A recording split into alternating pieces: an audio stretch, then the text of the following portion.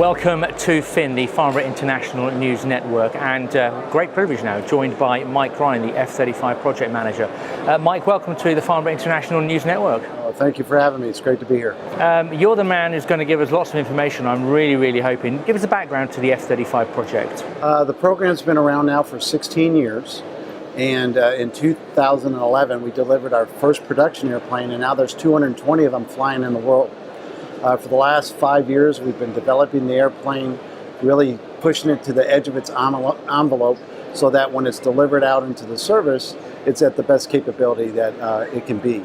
Right now, 12 nations have the F-35, including the United Kingdom, but many other European countries like Norway, the Netherlands, Italy.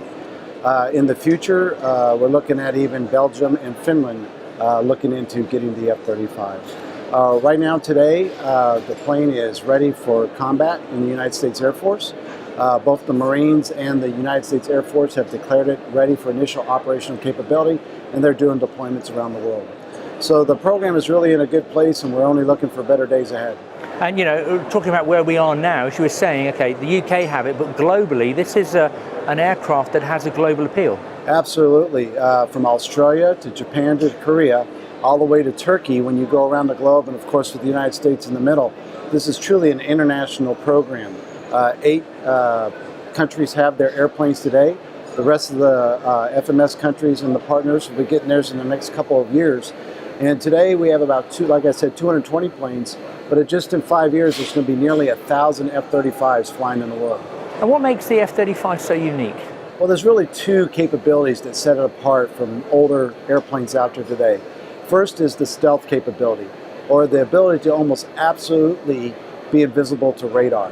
And we do that in a lot of ways. It's in the design of the airplane, it's the coatings that you have on it, it's the undulating shape, there's no hard edges. All of these combine to give it its stealth characteristics. And we also put all of our weapons internally closed indoors so you don't have those radar reflections. The second thing is what we call sensor fusion. And this is where we have sensors all around the airplane that give the pilot a 360-degree all the way around him view. So when he looks down, he does not see his legs. He looks through the bottom of the airplane. When he looks to the left, he sees not the wing, but what's through the left side, and the same thing on the right, and he can even see him behind him.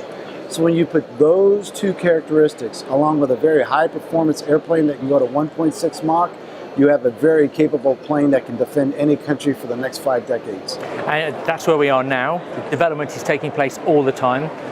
Very briefly, what's the future for the F-35? Well, the great thing about the F-35, it's really a flying computer. It has 9 million lines of code compared to the F-22, which only has 2 million lines of code, and a 4th generation fighter with only 1 million.